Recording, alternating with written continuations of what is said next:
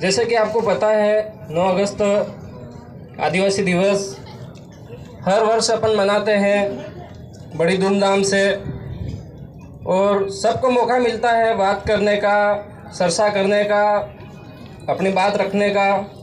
उसी प्रकार मुझे जो समय मिला है उसमें मेरा कुछ सुझाव है वो रखना चाहता हूँ। तो हम आदिवासी पीछे क्यों हैं, सरपंच साहब ने बताया, आगे जो भी वक्ता बोले सब ने बताया। एक तो नशे में, फिर शिक्षा में कमज़ोर है हमें आरक्षण मिला हुआ है सबसे ज़्यादा, फिर भी हम अपने बच्चों को नहीं पढ़ाते हैं। फिर देखते हैं बच्चा नहीं पढ़ता है, फिर अपन लाइन पे भेजते हैं उसको, फिर उसके साथ फिर अलग अलग प्रकार के शोषण होते हैं। तो क्यों ना अपने बच्चों को अच्छी शिक्षा दें, और जो पैसा अपन उसके कम उम्र में शादी में लगा रहे, वो पैसा अपन उसकी पढ़ाई में, उसके बिजनेस में लगा के उसके वो अपने पैरों पे खड़ा करें। बाज़ार में आपने देखा होगा, बाहर से कोई आएगा, सार भाई सार की दुकान खोल लेगा, 3 साल में 3 मंजिला बिल्डिंग बांधेगा, और अपने आदिवासी 300 रुपये में दिहाड़ी करने बाहर जाते हैं। उसमें भी किसी सरकार की आलोचना नहीं करूंगा मैं, पर कोई भी सरकार हो, कोई 18% 28% टैक्स लगा देती है। अब 300 में आपके पास बचे कितने, 266 रुपये। अब उसमें आप क्या ही घर चलाओगे, क्या है बच्चों को पढ़ाओगे। तो इसलिए आपको शिक्षित बनना है, बच्चों को भी पढ़ाना है, और जो बच्चा आपका पढ़ जाएगा, एक बच्चा, तो वो आने वाली 3 पीढ़ी आपकी सुधार देगा। और एक बच्चा बिगड़ गया तो उसको सुधारने में कई साल लग जाएंगे, उसके परिवार को, उसकी पीढ़ी को सुधारने में। तो आप सब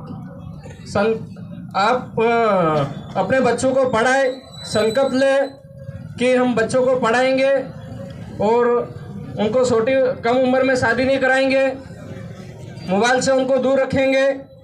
आज के ज़माने में मोबाइल आ गया तो बच्चों को दे देते, ले बच्चा बेटा पढ़ाई कर तू मोबाइल से।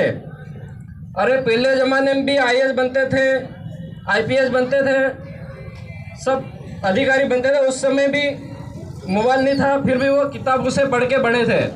तो आज मोबाइल ज़रूरी नहीं है पढ़ने वालों के लिए, तो मोबाइल से दूर रखें अपने बच्चों को और पढ़ाएं। और ख़ासकर अपने आदिवासी भाई बहन, पहले ऐसा अपना नियम था, ग्राम सभा थी कि हमारे गांव में कोई भी एक परिंदा या कोई भी व्यक्ति घुस जाता था तो उसको पूछते थे, भाई तू इधर कहाँ से आया, कहाँ को किधर जा रहा। आज कोई नहीं पूछ रहा।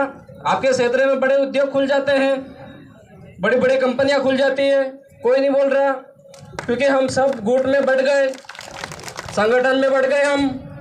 अरे एक ये आदिवासी एक ही ये मात्र दिवस है, इस दिन को हम खुल के बोल सकते हैं, इस दिन को हमारी पीड़ा को एक दूसरे के साथ साझा कर सकते हैं। तो सबसे निवेदन है कि जल जंगल जमीन की लड़ाई में आगे आए।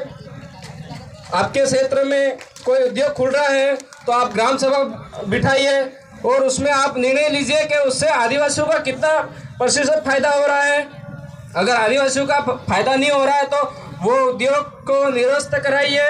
वो उद्योग आदिवासी कई वर्षों से जंगलों को बचा के आए, जिसको जितनी ज़रूरत पड़ती थी आदिवासी को, जैसे उसके खाने पीने के लिए उतना उन्होंने जोता बोया काटा खाया, बाकी जंगल को नष्ट नहीं करा।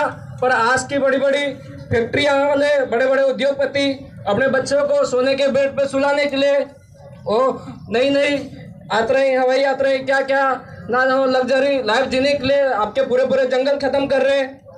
तो आपको ये बैठना है, कोई सरकार की किसी की आलोचना नहीं कर रहा हूँ मैं, सब अपने साथी है, जो समाज के लीडर है वो एक हुए, आगे आए और इस समाज के उद्धार के लिए अच्छा कदम उठाए।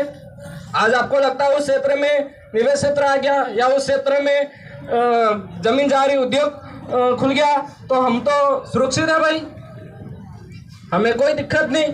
पर एक दिन वो भी सुरक्षित अपने आप को महसूस कर रहे थे, वो नहीं बोल रहे थे, उनके आया कल आपके यहाँ आ सकता, आप कहीं से सुरक्षित नहीं हो भाई।